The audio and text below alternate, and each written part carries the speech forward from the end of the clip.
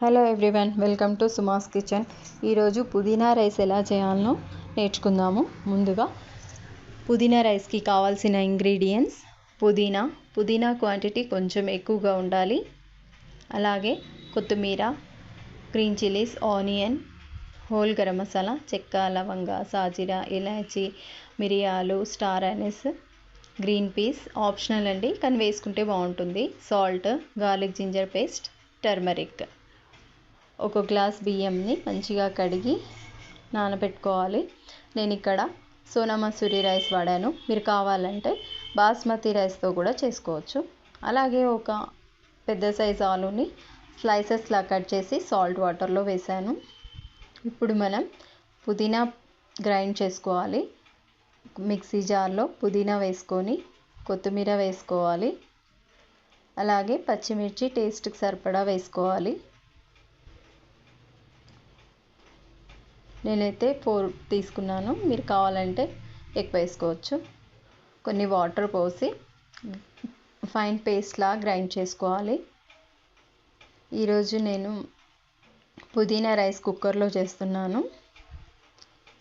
Stove పైన cooker పెట్టి stove on చేసుకొని కుక్కర్ వేడయ్యాక ఘీ వేసుకోవాలి 1 స్పూన్.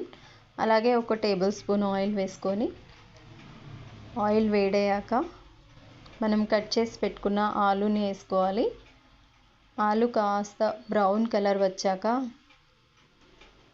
హోల్ గరం మసాలా వేసుకొని కాసేపు వేగనివ్వాలి.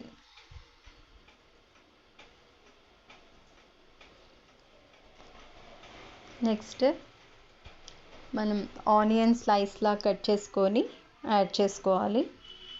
అలాగే గ్రీన్ పీస్ కూడా యాడ్ చేసుకోవాలి. కాసేపు వేగనివ్వాలి.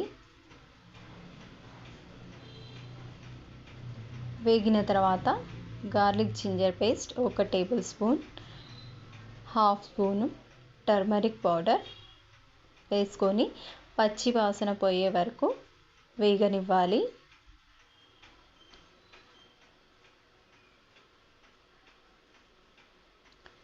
ఇప్పుడు పుదీనా పేస్ట్ని యాడ్ చేసుకోవాలి.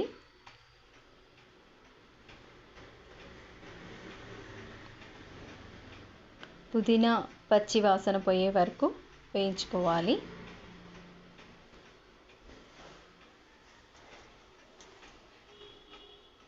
పుదీనా రైస్తో కాంబినేషన్ రైతా బాగుంటుందండి. వేరే ఏదైనా గ్రేవీ కూడా బాగుంటుంది. ఇప్పుడు మనం బియ్యం కడిగి నానబెట్టుకున్నాం కదా, వాటర్ అన్నీ తీసేసి ఓన్లీ రైస్ మాత్రం వేసుకోవాలి. వేసుకొని కొంచెం చెమ్మ పోయే వరకు వేయించుకోవాలి.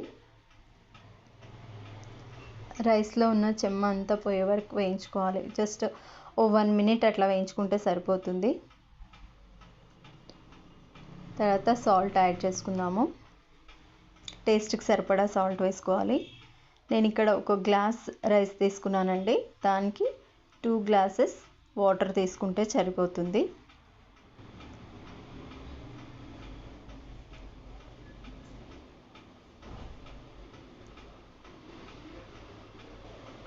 ఒకసారి కలిపి మనం కుక్కర్ మూత పెట్టేసి విజిల్ పెట్టేద్దాము. 2 విజిల్స్ హై ఫ్లేమ్లో రావాలి. హై ఫ్లేమ్లో 2 విజిల్స్ వచ్చాక సిమ్లో పెట్టి ఒక 5 మినిట్స్ ఉంచితే ఇంకో విజిల్ వస్తుంది. అప్పుడు మనం స్టవ్ ఆఫ్ చేసుకోవాలి.